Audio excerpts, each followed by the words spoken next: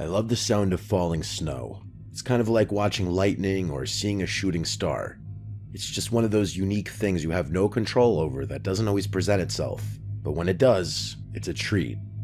I'm not really the hiking type, but when it's snowing out, I just can't help myself. We've all got those irresistible cravings. This happened during one of those snowy nights. I live in a woodsy area. It's not really in the woods per se, but it's close enough. If I wanted to access an expansive, dense forest, I'd only have to drive a few minutes.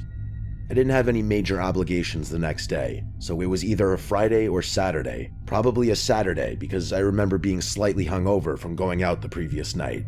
It also wasn't supposed to snow that night, which I remember specifically because I have a habit of checking the weather obsessively during the winter months. I was sitting in my room reading a book when it just started snowing, abruptly, as if someone had just casually flipped a switch. I didn't even notice it at first, but by the time I realized what was going on, there was already a considerable amount of snow on the ground. Without thinking too much, I instantly knew what I wanted to do. Take a snow walk, so that's what I did. The spot I drove to is pretty secluded for the most part. It's a local hiking trail that usually doesn't see that much traffic. I stepped out, admired the snowfall for a few seconds, and started walking. I didn't really have a defined plan in my mind. My only objective was to get deeper into the woods so I could more fully appreciate the snow. After about 20 minutes of walking, I was finally satisfied with how far I'd gone. But then, the literal moment I stopped to appreciate the snow, I heard something. Something that definitely didn't belong there. It was a child's voice. It took me a few moments to even process what I heard. Just as I was telling myself my mind was playing tricks on me, I heard it again. The sound of a little boy yelling, "Hi!" I know that sounds pretty benign, but it was just so freaky in the moment. It was quite literally the last thing I was expecting to hear out there, all alone in those woods. The other unsettling thing about it was that I couldn't really tell where the voice had come from. It sounded like it could have come from a number of different directions, if that makes any sense. I whipped my head around, but there was no one there. I kept looking around frantically, but there was no one in sight. Just as I was about to head back to my car, I heard the voice again. It was definitely a little boy's voice, only this time, he said, "Up here, silly." Without even processing how freaky of a thing that is to say, I instinctively looked up, and there he was. There was a little boy who looked to be around 9 years old just sitting on a tree branch in a tree not too far away. It was the most bizarre thing. The boy was clearly bundled up for the cold, but how he managed to climb that tree, I had no idea. The lowest branch to the ground was at least 20 feet off the ground. Strangely, seeing him kind of calmed me down a little. It was almost like I had been afraid of not knowing where he was as opposed to him being there. I walked over to the tree he was sitting on, keeping my eyes on him the entire time. He was smiling this really wide grin that reminded me of the expression someone who hadn't learned to smile yet would make. My sense of security started disappearing the more I looked around, though. For starters, there wasn't a single footprint around the tree he was sitting in. Meaning he had climbed up there before it had started snowing. Meaning he had been sitting in that tree for at least 45 minutes. And that's not even mentioning the fact that he figured out a way to climb that thing in the first place. Like I said, it would have been exceedingly difficult to do so, even if you had climbing experience. The tree was perfectly straight. He would have had to shimmy up 20 feet. He waved at me, and I didn't waste a second. I asked him how he got up there, and he told me it was a secret. Then he just went back to smiling that awful grin. I didn't know what to do. This kid clearly didn't belong out there, and I felt compelled to do something. But what was I supposed to do? Try and climb the tree to get him down? Before I could think of something to say, he stood up straight on the branch he had been sitting on and said, "Watch this." Then without warning, he leaned back and fell. He fell what must have been at least 30 feet. I screamed. There was nothing else I could do. I watched in horror as he landed directly on his back with a gruesome thud. I thought he was dead. There's no way any amount of snow could have cushioned that fall. I ran over to him, but before I could reach him, he sprung up off the ground and started running away from me. It was impossible. Falling from that height should have been enough to kill him.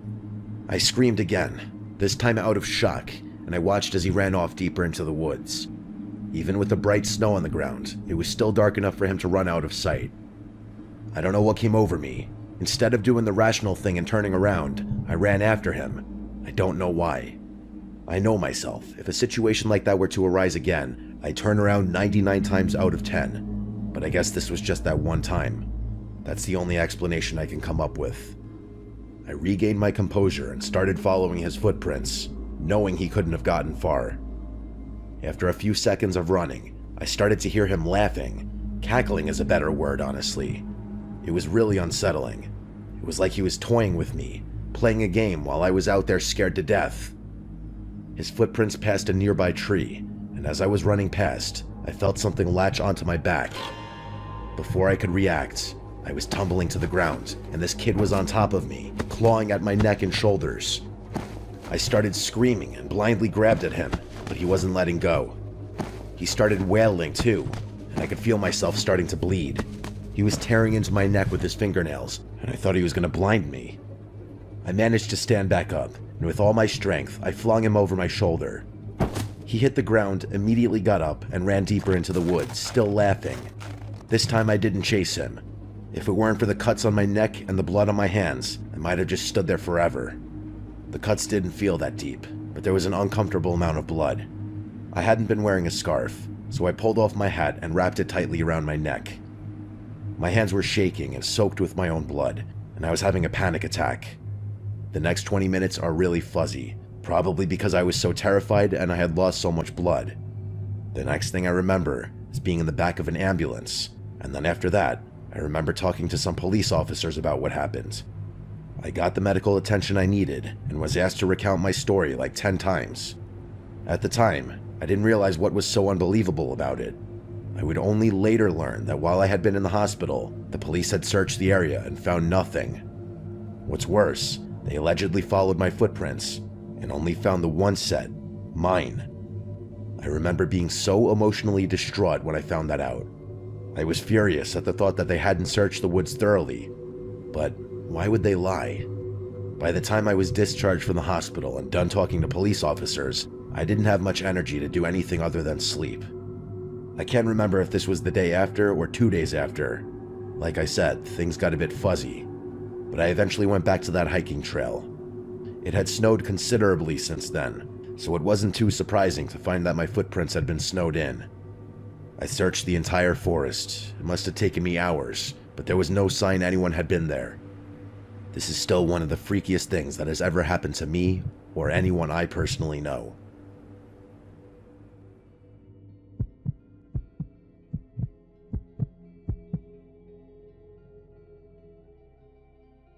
This happened over winter break my sophomore year of college. I was 19 and had the house to myself for a little under 2 weeks. During the second week, a massive snowstorm hit. The forecasts were predicting something crazy, and they definitely weren't lying. By the time I woke up that Saturday, there was already close to a foot on the ground, and it was still coming down hard. Plows couldn't keep up, and by late afternoon, the roads were basically impassable. I should mention that my neighborhood isn't your typical suburban setup. The houses are pretty spread out, and there's a lot of wooded areas between properties. It's nice in the summer, but in the winter it can feel kind of isolated. That day, with the snow piling up and no cars on the road, it felt even more so. I was bored out of my mind by like 6 p.m. The Wi-Fi knocked out while I was sleeping, so I couldn't even pass the time by playing video games or anything. For context, my only hometown friend is this guy named Ryan, and I knew he was around because I had literally hung out with him the day before. So while I was dying of boredom in my room, I got this idea that I thought was hilarious at the time. I was going to walk to his house and surprise him. The roads were undrivable, sure, but I figured I could make it on foot. It was only about 1.5 miles, maybe a little more. I'd walked further than that plenty of times. Looking back, it was a pretty stupid idea, but I was 19 and bored and thought it would be funny to just show up on his doorstep covered in snow. The first part of the walk was actually kind of nice. The snow had stopped falling by then, and everything was covered in this thick white blanket. The streetlights made everything glow, and it was weirdly peaceful. I could hear my own breathing and the crunch of my boots, but that was about it. There wasn't a living thing out there. About halfway there, the route cuts through this stretch where there aren't any houses for a while. It's mostly just trees on both sides of the road and a few empty lots. During the day, it's nothing special, but that night, especially with all that snow, it felt different. That's when it really hit me how alone I was. It was a really strange feeling. I kept walking, and out of nowhere, I saw headlights up ahead. The lights were pretty far off, but they were coming from the direction I was headed. I stopped walking and watched them get closer. It was definitely a snowplow, and it was moving really slowly. But then out of nowhere, it suddenly veered hard to the right, like the driver had lost control or was trying to avoid something. I watched them cut across the road and disappear into the tree line. There was this muffled crunching sound, and then everything went quiet again. My first thought was that someone had just crashed, so I started running toward where I'd seen the lights go off the road. The snow was deep, and I couldn't move that fast. But the only thing on my mind was the thought that someone was hurt and needed help. It took me a few minutes to reach the spot. I could see where the vehicle had gone off the road, so I followed the tire tracks until I found it. The scene looked exactly as I predicted. A snowplow with its front end crumpled and smashed into a tree. Its headlights were still on and the engine was still running. I ran up to the driver's side, preparing myself to have to lift someone through the snow, but when I got to the window and looked inside, there was no one there. The driver's seat was empty. I stood there for a second, not really processing what I was seeing. I thought maybe the driver had been thrown from the vehicle or something, so I looked around. The windshield wasn't shattered though, so they must have still been inside the plow. I checked the passenger side, but that seat was also empty. I ended up pulling the driver's door open in frustration, thinking maybe they had slumped down below the steering wheel, but there was no one there either. It took me a few seconds to realize that the entire plow was empty. There was quite literally nowhere else someone could have been. I remember just standing there in the snow, staring at this wrecked snowplow with its headlights still on and its engine still running, feeling like something was very, very wrong. There were no footprints leading away from the truck. Whoever had been driving the thing had just vanished. It's hard for me to describe what I felt next. I got this sudden, overwhelming sense that I needed to leave. It wasn't a thought so much as a feeling, like something in my gut was forcing me to get out of there. I trusted my gut and backed away from the plow. As I was walking back the way I had came, I heard a voice ring out from somewhere behind me. It was a man's voice, and he was yelling for help. I wanted to turn around and help. That was my goal in the first place, but every instinct I had was screaming at me to keep moving. I started running, and as I got further away, I heard the voice yell out one more time. It sounded much closer the second time, like impossibly close. No one could have moved that fast through such deep snow. I didn't turn around. I ran the entire rest of the way to Ryan's house. The joke was pretty much ruined at that point. I must have looked insane when his mom answered the door. I explained what happened, and Ryan's dad ended up calling the police. In the time it took the police to get out there and back amidst all that snow, Ryan and I had gone back and forth about what I'd seen probably a dozen times. He kept asking if maybe I imagined it, or if maybe the driver had walked away before I got there, but I knew for a fact that my eyes hadn't been playing tricks on me. When the police got to Ryan's house, they revealed something horrifying. Apparently they hadn't found any tire tracks on that round at all. They had searched the entire road, but there was no sign that a plow had ever even been there. The officer actually accused me of making the entire thing up, and I had to argue my case. I was practically begging them to believe me. The officer ended up just leaving, and there was nothing I could do about it. I stayed at Ryan's that night. I didn't want to walk back home in the dark, and honestly, I don't think I could have even if I wanted to. The next morning, after the plows had finally cleared the roads, Ryan's dad drove me home. I've thought about that night a lot since then, and every time I do, I come to the unfortunate conclusion that what happened to me is just one of those unexplainable things. I guess it's possible that I hallucinated the whole thing, but that terrifies me just as much.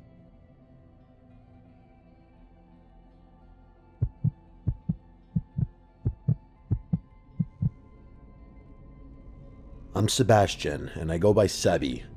This happened back when I was a sophomore in high school, about 7 years ago now. I went to a private school in a nearby city, which meant I had to commute on public transportation every day. Train in the morning, train in the afternoon. It sounds tedious, but honestly I didn't mind it. Most of my friends lived in the same general area, so we'd all ride together, and it became this social thing where we'd just hang out and talk during the commute. One of the hidden benefits of private school, honestly, getting people accustomed to commuting early in life. I was a runner back then, track in the spring, cross country in the fall. During the off-season, I'd catch the train right after school let out around 3, and it would be pretty empty, usually just the same group of high schoolers heading home. But during the season, practice wouldn't wrap up until after 5:30, which meant by the time I got in the train, it was packed with commuters heading back to the suburbs after work. Luckily, my two best friends Charles and James also ran track and lived on the same train line, so I wasn't completely alone during those late rides. One night after track practice, it started snowstorming the moment our train left the station. It was midwinter, so night is definitely the right term, even though it wasn't even 6 yet. And snowstorm is also the right term because it went from 0 to full-on blizzard in like 5 minutes. We found out while we were on the train that ours was the last one operating on that track. The forecast was predicting a massive storm, and they weren't letting any more trains leave the station after us. The snow only got worse. At one point, the three of us were genuinely wondering if the train was even going to make it to each of our stops, and even so, we quickly realized there was no way our parents could drive to pick us up. The roads were already a mess, so even if we made it to our respective stations, we'd have no choice but to walk home. For James and Charles, that wasn't a huge deal. They were practically next-door neighbors in a pretty lively, dense part of town, plus their houses weren't that far from the station. For me though, it was different. My station was isolated. I'd have to cross a highway and then walk over a mile in this woodsy stretch to get home. I called my parents from the train and explained the situation. They told me I didn't have much of a choice.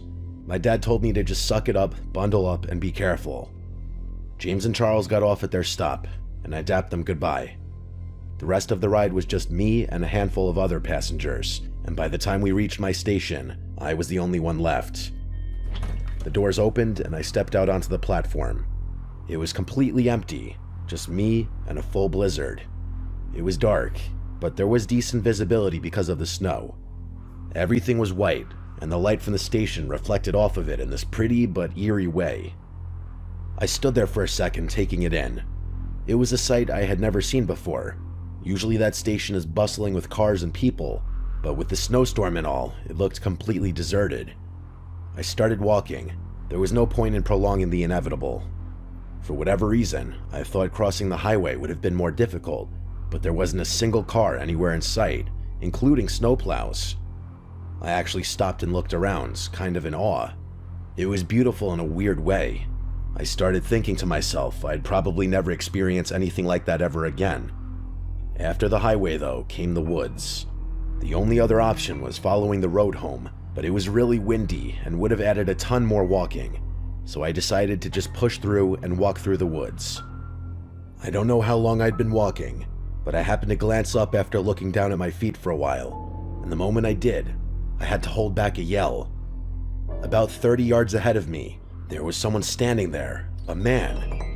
He was facing me directly, almost like he knew the exact path I had to take. At first, my brain couldn't process what I was seeing, because he wasn't dressed for the weather at all. He was wearing a short-sleeved shirt and shorts in the middle of a blizzard, and to make things worse, his face was twisted in this deranged smile. I didn't move. I just stood there watching him, waiting to see what he was going to do. My mind was racing, trying to come up with some explanation, but the shock of the situation was too much for me to handle. I couldn't think or move, and in one abrupt motion, he went from smiling and standing still to screaming and charging at me. It was literal horror unfolding right in front of me. I snapped out of my haze and began running as fast as I could back the way I came, screaming for help even though I knew no one was out there. I couldn't move that fast with all the snow, and I felt him closing the gap with every second that passed. The chase felt like it lasted forever. It was probably 5 minutes, but it felt like an hour. I finally broke out of the woods and hit the road, and only then did I turn around. He was gone, and that didn't make me feel much better though. I felt physically sick. I followed the road home, and the whole time I kept thinking about my footprints, about how they were quite literally the only tracks in the snow. If that guy wanted to follow me home, it would have been the easiest thing in the world. When I finally got to my house, my parents were relieved. That is, until I told them what had happened in the woods. My dad wanted to go out and look for the guy, but my mom wouldn't let him. Several hours went by without incident. Eventually, my parents went to sleep. I pretended like everything was fine.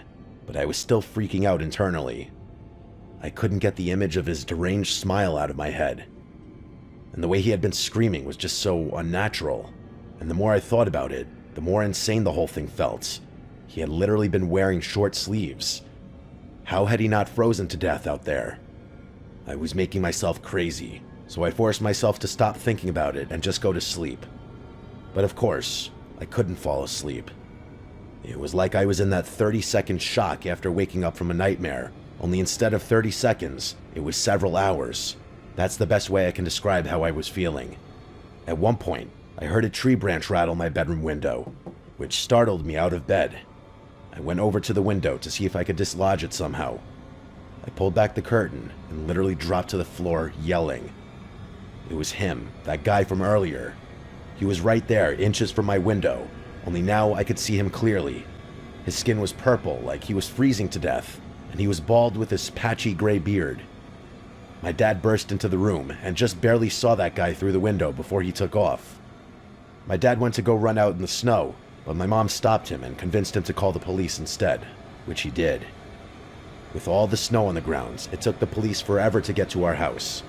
By the time they did, that guy was long gone. My dad didn't care though. The police could have easily tracked his footprints in the snow, which is what I was expecting them to do. But once the officers realized the tracks led into the woods behind our house, they told us they couldn't just go tramping through the woods in the middle of the night. My dad got furious. He got in one of the officers' faces and almost made it physical. In the end, the officers literally left without doing a thing. Nothing ever came of it. The police never bothered to follow up, and I never saw that man again. For all I know, he froze to death somewhere behind my house. But for weeks after that, I was terrified to be in my own home. I still have absolutely no idea how to explain what happened.